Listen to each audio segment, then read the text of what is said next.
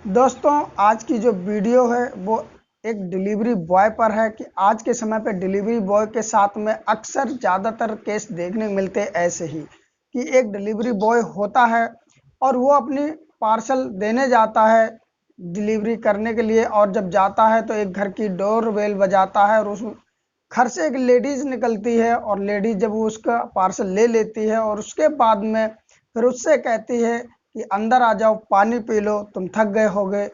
तो वो जो डिलीवरी बॉय होता है वो भी सोचता है चलो प्यास तो लगी रही, और घर के अंदर जाके सोफे पे बैठ जाता है। बैठने के बाद में वो औरत कहती तुम बैठो, मैं पानी लेने जा रही हूँ, और वो जब पानी लेकर के आती है उसको देती है, वो पानी पी लेता है और पीने के बाद में उसको नशा सा छाने लगता है और उसी सोफे पर वो गिर जाता है। अब वो जो महिला होती है उसे एक कमरे में ले जाती है, कमरे में ले जाने के बाद में अपने फ़ोन का कैमरा सेट करके रख देती है और उसके साथ में शारीरिक संबंध बनाने लगती है, और लगभग जब उसकी आत्मा भर जाती है तब हटती है। और जब ये लड़का 2-3 घंटे बाद थोड़ा होश में आता है तो महिला उसको फिर वो वीडियो जो बनाई होती है वो दिखाती है, और दिखाने के बाद में उस लड़के से कहती है कि अब तुम्हें जब भी मैं बुलाऊंगी तुम्हें आना पड़ेगा। लड़के से मोबाइल नंबर भी ले लेती है और उसके बाद कुछ समय तक तो वो आता, उसके बाद फिर वो महिला उस लड़के के साथ में ऐसा कुछ काम करती है जिससे हर कोई चौंक जाता है और हर कोई इस चीज़ से दहल जाता कि आखिरकार एक महिला एक डिलीवरी बॉय के साथ में ऐसा कैसे कर सकती है। तो नमस्कार दोस्तों, मेरा नाम अजय श्रीवास्तव। दोस्तों, कहते हैं आज के समय पे ये डिलीवरी बॉय का काम बहुत ज़्यादा हो रहा है और बहुत ज़्यादा लड़के व्यक्ति इसको कर रहे हैं। ज़्यादातर यंग लड़के ही होते हैं। तो ये कहानी उन लड़कों के लिए बहुत ज़रूरी है कि आगे चल के वो ऐसी जगह ना फंस सकें। तो दोस्तों, चलते कहानी को शुरू करते हैं। आज की कहानी है मुंबई से। मुंबई में एक लड़का होता है जिसका नाम सुरेश होता है और वो अपने माता पिता के साथ में वहीं मुंबई में रहता है। अब उसका जो पिता होते हैं वो मेहनत मजदूरी करके घर का खर्चा चलाते हैं, और इधर जो ये सुरेश होता है वो भी जवान हो चुका था, लगभग हो गया था 22-23 साल का। अब इधर उसके पिता कहते हैं कि बेटे, घर में बैठ करके तुम खाली टाइम पास करते हो, इससे अच्छा है कि बाहर जाके कहीं पे नौकरी करो, कुछ काम करो, जिससे इस घर में जो आर्थिक तंगी चल रही है उससे भी छुटकारा मिलेगा और तुम्हें भी एक काम मिल जाएगा, घर भी अच्छी तरीके से चलने लग जाएगा। लड़का जो होता है सुरेश, वो अपने माता पिता की बात पे ध्यान देता है कि शायद कह तो सही रहे हैं, लेकिन अब उसके सामने सवाल था कि आखिरकार वो करे तो करे क्या, क्योंकि इतनी जल्दी काम मिलता नहीं और वो ज़्यादा पढ़ा लिखा था नहीं, मात्र 10th पास लड़का था। अब वो अपने दोस्त से यही बात शेयर कर रहा था, तो उसका जो दोस्त था वो भी यही सब काम करता था, डिलीवरी का, एक डिलीवरी बॉय था। तो वो ये कहता है कि एक काम करो, तुम भी डिलीवरी बॉय की जॉब कर लो और अच्छे पैसे आ जाते हैं, उसमें ज़्यादा नहीं है तो 700-800 रुपये पर डे तो बच ही जाते हैं। अब जो वो लड़का था सुरेश, वो कहता है कि यार इसमें एक बाइक की ज़रूरत पड़ती है, आखिरकार मेरे पास बाइक है नहीं और मैं इतने पैसे भी नहीं हैं जो मैं बाइक ले सकूं। तो वो उसका दोस्त कहता है कि यार 10-15 हज़ार रुपये का इंतज़ाम कर लो और फाइनेंस पे बाइक उठा लो। वो जो होता है सुरेश अपने दोस्त की बात मान लेता है और उसके बाद में फिर घर जाता है, अपने पिताजी से कहता है कि पापा, मुझे 15 हज़ार रुपये दे दो, मैं डिलीवरी बॉय का जॉब करूंगा और उसके लिए एक बाइक लूंगा। उसके जो पिताजी होते हैं उसकी बात अच्छी लगती है तो वो उसे 15 हज़ार रुपये दे देते हैं और वो फिर एक शोरूम पे जाता है और एक वहाँ से बाइक फाइनेंस पर यानी कि किस्तों पर निकाल लेता है। निकालने के बाद अब उसका दोस्त लगवा देता है जॉब डिलीवरी बॉय में। अब वो डिलीवरी बॉय का काम करने लगता है और धीरे धीरे समय बीतने लगता है। लगभग 1 साल बीत जाता है। जो सुरेश होता है वो अच्छे पैसे कमाता, पर डे 700-800 हज़ार रुपये कमाता, अपने घर पे देता है तो उसके पिताजी भी खुश हो जाते, उसकी माता भी खुश हो जाती हैं और घर की जो आर्थिक तंगी थी वो भी बहुत कम हो जाती है और घर का खर्चा अच्छे से चलने लगता है। अब समय धीरे धीरे गुजरने लगता है और इधर सुरेश ये अपना डिलीवरी बॉय का काम कर रहा था। सुरेश को अब एक पार्सल डिलीवरी करने होता है तो वो एक घर में जाता है और उस घर की जो बेल डोर होती है वो बजाता है।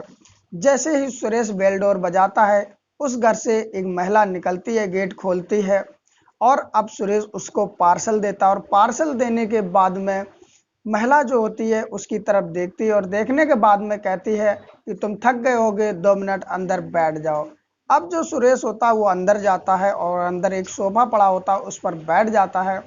अब महिला कहती है कि मैं तुम्हारे लिए पानी ले आती हूँ, तुम्हें प्यास लगी होगी। तो सुरेश कहता है कि ठीक है, ले आओ। अब महिला पानी लेने गई होती है और वो इधर उधर घर के चारों तरफ देख रहा होता है और वो सोचता है कि काश ऐसा घर मेरा भी होता, क्योंकि वो घर किसी अच्छे पैसे वाले का था और अच्छे तरीके से सजा रखा था। इतनी सोचता है सुरेश और इधर वो महिला पानी ले आती है। अब सुरेश पानी वो पीता है और पानी पीने के बाद कहता है ठीक है मैम, मैं चलता हूँ। अब वो महिला कहती कोई नहीं, 5 मिनट बैठ लो। अब वो बैठ जाता है। अब वो महिला सुरेश से बातें करने लगती है और पूछती है कि आखिरकार तुम्हारे घर पर कौन कौन है। सुरेश जो होता है वो बताता है कि मेरे घर पर माता पिता है और मैं हूँ और कोई नहीं है। उसके बाद वो पूछती है कि तुम्हारे पिताजी क्या करते हैं, तो सुरेश बताता है कि मेरे पिताजी दिहाड़ी मजदूरी करते हैं, यानी कि हम लोग गरीब हैं। महिला जो होती है इसी तरीके से बात करने लगती है और पूछती तुम कब से ये काम कर रहे, अपनी बातों में उलझा लेती है। और उधर जो सुरेश होता है उसको अब धीरे धीरे चक्कर आने लगते हैं, क्योंकि जो उसने पानी पिया था उसमें वो महिला कुछ मिलाकर लाई थी। और थोड़ी देर के बाद वो बेहोशी की हालत में वहीं सोफे पर गिर पड़ता है। महिला जो होती है वो उसको उठाती है और अंदर कमरे में ले जाती है और कमरे में ले जाने के बाद में उसे अपने बेड पर लिटा देती है और फिर अपना फ़ोन उठाती है और फ़ोन उठाने के बाद उसमें वीडियो रिकॉर्डिंग चालू करके कमरे में एक जगह सेट कर देती है। उसके बाद में वो सुरेश के तन से एक एक कपड़े उतारती है और खुद भी निर्वस्त्र हो जाती है और उसके बाद में सुरेश का जो प्राइवेट पार्ट होता है उससे खेलने लगती है और खेलते खेलते जब वो उत्तेजित हो जाता है तो फिर उसके साथ में शारीरिक संबंध बनाने लगती है। सुरेश को अभी तक कुछ नहीं पता कि आखिरकार मेरे साथ हो क्या रहा, और उधर वो महिला जब तक उसके साथ संबंध बनाती रहती जब तक उसकी आत्मा भर नहीं जाती। अब वो सुरेश से बहुत ज़्यादा खुश हो जाती, क्योंकि सुरेश नौजवान लड़का था और अभी तक शादी हुई नहीं थी। तो उससे वो इतना खुश हो जाती है कि ये मानो कि हर हालत में अब से सुरेश ही चाहिए। अब वो अपना मन भर लेती है, उसके बाद में कपड़े पहनती है और सुरेश को भी फिर से कपड़े पहनाती है और अपने फ़ोन में वो वीडियो सेव कर लेती है। सेव करने के बाद में सुरेश को कई घंटे के बाद जब होश आता है तो वो उठता है और पूछता है महिला से कि आखिरकार मुझे क्या हुआ, मुझे इतनी थकान क्यों हो रही है। तो वो महिला कहती है कि कुछ नहीं, ऐसे ही हो रहा होगा। लेकिन महिला कहती है कि तुम मुझे बहुत ज़्यादा पसंद हो, और वो फिर अपने फ़ोन से वो वीडियो दिखाती कि आखिरकार तुम्हारे साथ क्या हुआ। महिला जब वो वीडियो दिखाती है, सुरेश वीडियो देख करके चौंक जाता है कि आखिरकार मैं भी निर्वस्त्र और ये भी निर्वस्त्र होके ये आखिर मेरे साथ ही क्यों गलत काम कर रही। उसने कहा कि तुरंत ये वीडियो डिलीट कर दो, लेकिन वो जो महिला होती है वो कहती है वीडियो डिलीट नहीं करूँगी, मैं जैसा कहूँगी वैसा तुम्हें करना पड़ेगा, नहीं तो मैं ये वीडियो वायरल कर दूँगी। मैं तो बदनाम होंगी साथ में तुम भी बदनाम हो जाओगे। अब जो सुरेश होता है वो सोचता है कि मेरे माता पिता की तो काफ़ी इज्जत, अगर ये सब पता चलेगा तो बहुत ज़्यादा दिक्कत हो जाएगी। अब सुरेश पूछता कि आखिरकार मुझे करना क्या होगा। महिला कहती है तुम मुझे अपना कॉन्टैक्ट नंबर दे दो और मैं जब भी बुलाया करूँगी जब तुम आ जाया करना, और तुमसे करना कुछ नहीं, बस यही जो तुम वीडियो में देख रहे जो मैं अपने आप कर रही हूँ वो अब हम तुम्हें दोनों को मिलके करना होगा, यानी कि शारीरिक संबंध बनाने होंगे। महिला कहती है कि इस काम के लिए मैं तुम्हें पैसे भी दूंगी, तुम इससे बेफिक्र रहो, तुम गरीब घर से हो तो मैं तुम्हें पैसे दूंगी, तुम्हारी मदद करूंगी, तुम दिन में आ जाया करना और शाम को चले जाया करना, जितने तुम कमाते होगे उससे ज़्यादा ही दे दिया करूंगी। अब जो सुरेश होता है उसे कुछ भी समझ में नहीं आ रहा होता कि आखिरकार मेरे साथ क्या हो गया और मुझे क्या करना चाहिए। महिला जो होती है वो बताती है कि मेरे पास पैसे की कमी नहीं, लेकिन मेरे पति हैं वो विदेश में काम करते हैं और वहीं से पैसे भेजते रहते हैं, आखिरकार मैं उन पैसों का क्या करूं, मेरे भी अपने मन में कुछ चलता है, मेरी भी शारीरिक की कुछ ज़रूरत है, वो कैसे पूरी होगी। इसलिए मुझे तुम अच्छे लगे और तुम्हारे साथ जब मैंने शारीरिक संबंध बनाया तो मुझे हर वो खुशी मिल गई जो मैं चाहती थी। सुरेश चाहता ही नहीं था कि ऐसा आखिरकार मैं करूं, लेकिन अब मजबूर हो चुका था। फिर वो उस औरत को कॉन्टेक्ट नंबर दे देता और वहां से चला जाता है। अब ये दौर चलने लगता है। वो महिला सुरेश के पास कॉल किया करती थी। सुरेश को जाना पड़ता था और उसके साथ में शारीरिक संबंध बनाना पड़ता था, और कुछ पैसे भी सुरेश को वो महिला दे देती थी। अब इधर सुरेश के जो माता पिता होते हैं वो सुरेश की भी शादी पक्की कर देते, क्योंकि उम्र भी 25 साल हो चुकी थी। अब शादी फिक्स हो जाती है। और इधर अब वो महिला हर दूसरे और तीसरे दिन ये सब करने के लिए उसे बुलाया करती थी, और सुरेश को भी ये सब करना पड़ता था। सुरेश को अच्छा नहीं लगता था, क्योंकि महिला की जो उम्र थी वो ज़्यादा थी, लगभग 30 साल के आसपास महिला थी, और जो सुरेश था उसकी उम्र लगभग वही 25 साल थी। अब वो महिला जैसे चाहती वैसे सुरेश के साथ शारीरिक संबंध बनाती, और सुरेश को ये सब बिल्कुल पसंद नहीं आ रहा था, वो बेमन से कर रहा था। अब धीरे धीरे ये सब होते होते लगभग 2-3 महीने बीत जाते हैं, और इधर सुरेश की भी शादी नज़दीक आ रही होती है। महिला जो होती है एक दिन इस तरह से शारीरिक संबंध बनाती है कि सुरेश जो होता है बहुत ज़्यादा दुखी हो जाता है, और उस दिन बोलता है कि मैं आज के बाद तुम्हारे साथ ये सब नहीं करूँगा। महिला जो होती है वो अब सुरेश से बहस करने लगती है। जब सुरेश से बहस करती है तो सुरेश गुस्से में आ जाता है, और उसके बाद उस महिला से कहता है कि मैं जा रहा हूँ पुलिस स्टेशन और तुम्हारी कंप्लेंट कर दूंगा। और वो वहाँ से चलने वाला होता है कि महिला अब डर जाती है। वो सोचती है आखिरकार ये पुलिस केस बन गया तो मेरी बहुत ज़्यादा बदनामी होगी, मैं तो इसे झूठा ही वायरल करने की धमकी देके इससे अपना काम निकलवाती थी, लेकिन ये तो पुलिस स्टेशन जाएगा तो बहुत ज़्यादा दिक्कत हो जाएगी। अब महिला बुरी तरीके से डर जाती है और गार्ड से कहती है कि सुरेश को बाहर मत जाने देना और इसे पकड़ कर ले आओ। अब गार्ड जब सुरेश को पकड़ के लाता है तो उससे हाथापाई होने लगती है, और अब महिला जो होती है महिला से कहा सुनी भी होती है और हाथापाई भी होने लगती है। अब महिला और गार्ड दोनों मिलकर के सुरेश को नीचे गिरा लेते हैं। अब महिला कहती है कि इसका काम ही तमाम कर दो, क्योंकि बातों बातों में बात बहुत बढ़ चुकी होती है। अब गार्ड से रस्सी मंगाती है और उसी रस्सी से महिला और वो जो गार्ड होता दोनों मिलकर के सुरेश का गला घोट करके उसकी हत्या कर देते हैं। जब हत्या हो जाती है तो रात में सुरेश का जो शव होता है वो गार्ड के द्वारा वही मुंबई के जंगल में फुकवा दिया जाता है। उसके बाद में सब नॉर्मली चलने लगता है। इधर 2 दिन हो चुके थे, सुरेश अपने घर नहीं गया था। उसके बाद में माता पिता ढूंढते भी हैं, वहाँ कंपनी में विजिट भी करते हैं जहाँ पर सुरेश डिलीवरी बॉय का काम कर रहा था। अब जो उसके माता पिता होते हैं परेशान हो जाते हैं, तो वो पुलिस स्टेशन पहुँचते हैं और कंप्लेंट लिखवाते हैं कि मेरा बेटा 2 दिन से घर नहीं आया, और उनको एक फ़ोटो भी दे देते हैं। अब जो पुलिस वाले होते हैं वो कहते हैं कि तुम चिंता मत करो, मैं बहुत जल्दी तुम्हारे बेटे को ढूंढ दूंगा। अब पुलिस अपना काम कर रही थी कि अचानक ही पुलिस वालों के पास एक फ़ोन आता और कहते हैं कि यहीं पास के जंगल में एक शव मिला है। जो कि पुलिस होती है फिर वहां पहुंच जाती है, और पहुंचने के बाद में उस शव को कब्जे में लेती है। और फिर जो कि सुरेश की फ़ोटो से वो सबको मिलाया जाता है तो लगभग मैच कर रहा था। फिर उसके बाद में सुरेश के माता पिता को बुलाया जाता है और दिखाया जाता है। जैसे ही सुरेश के माता पिता अपने बेटे की लाश देखते पहचान जाते हैं और बहुत बुरी तरीके से रोने लगते हैं।